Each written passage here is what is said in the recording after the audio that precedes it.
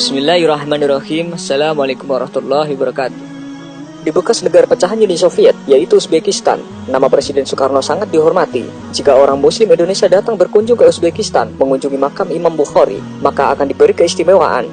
Pengurus masjid dan kebanyakan umat Muslim di Uzbekistan sangat hormat kepada orang-orang Indonesia. Makam Imam Bukhari selalu ditutup untuk umum. Namun bila ada orang Indonesia yang datang untuk berziarah, dengan senang hati mereka akan mempersilahkannya untuk masuk ke ruangan tempat makam Imam Bukhari berada. Perlakuan istimewa ini adalah berkat jasa Bung Karno. Ada cerita unik soal Presiden Soekarno, Rusia, dan para pemimpin Kremlin. Banyak sumber yang mengatakan Soekarno lah yang menemukan makam perawi hadis terkenal Imam Bukhari. Ceritanya, sekitar tahun 1961, pemimpin Uni Soviet Nikita Khrushchev mengundang Soekarno datang ke Moskow. Dia ingin memperlihatkan kepada Amerika Serikat kalau Indonesia berada di belakang blok timur. Saat itu, dunia memang sedang memanas antar persaingan negara blok barat, Amerika Serikat dan sekutunya melawan Uni Soviet. Soekarno pun menghadapi dilema. Dia tidak ingin menunjukkan kalau Indonesia bisa diatur Soviet, maka Soekarno pun membuat strategi. Dalam buku Total Bung Karno, karya Rosso Daras, diceritakan bahwa Bung Karno tidak mau begitu saja datang ke Moskow. Bung Karno tahu kalau Indonesia terjebak, yang paling rugi dan menderita adalah rakyat Indonesia. Bung Karno tidak mau membawa Indonesia ke dalam situasi yang tidak menguntungkan. Bung Karno juga tidak mau Indonesia dipermainkan oleh negara manapun. Maka Bung Karno mengajukan syarat. Dialog pun terjadi antara Bung Karno dan Khrushchev. Saya mau datang ke Moskow dengan satu syarat mutlak yang harus dipenuhi. Tidak boleh tidak, kata Bung Karno.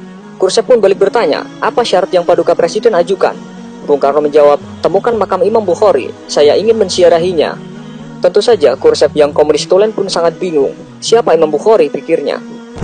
Khrushchev segera memerintahkan pasukan elitnya untuk menemukan makam yang dimaksud. Ternyata hasilnya nihil. Khrushchev kembali menghubungi Bung Karno. Maaf Paduka Presiden, kami tidak menemukan makam orang yang Paduka cari. Apa Anda berkenan mengganti syarat Anda? Bung Karno pun tersenyum sinis. Kalau tidak ditemukan, ya sudah, saya urungkan niat untuk ke negara Anda. Mendengar pernyataan Bung Karno, sontak membuat kuping Khrushchev panas memerah. Kalimat singkat Bung Karno ini membuat Khrushchev kecewa. Khrushchev kembali memerintahkan orang nomor satunya untuk memecahkan masalah ini. Akhirnya, setelah melalui penelusuran yang teliti, serta mengumpulkan informasi dari orang-orang tua Muslim di sekitar Samarkand, akhirnya makam Imam besar kelahiran kota Bukhara tahun 810 Masehi itu ditemukan. Imam Bukhari yang memiliki jasa begitu besar bagi agama dan umat Muslim itu dimakamkan di Samarkand pada tahun 870 Masehi. Makamnya ditemukan dalam kondisi rusak tak terawat, berada di ladang kapas yang jauh dari jangkauan masyarakat. Namun betapa kagetnya Soekarno ketika mendapatkan berita bahwa makam itu dalam kondisi yang tidak layak. Khrushchev pun meminta agar makam itu dibersihkan dan dipugar sebaik mungkin. Selesai renovasi, Khrushchev kembali menghubungi Bung Karno. Intinya, misi pencarian makam Imam Bukhari telah berhasil.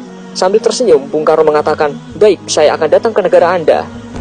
Akhirnya, setelah sebulan sejak penemuan dan pemugaran makam tersebut, Soekarno bersedia berkunjung ke Soviet. Dengan naik kereta api, Soekarno tiba di kota Samarkand pada tanggal 12 Juni 1961. Ribuan orang menyambut kehadirannya. Di sepanjang jalan, penduduk menyambutnya dengan meneriakkan nama Indonesia dan Soekarno sambil mengibarkan bendera merah putih.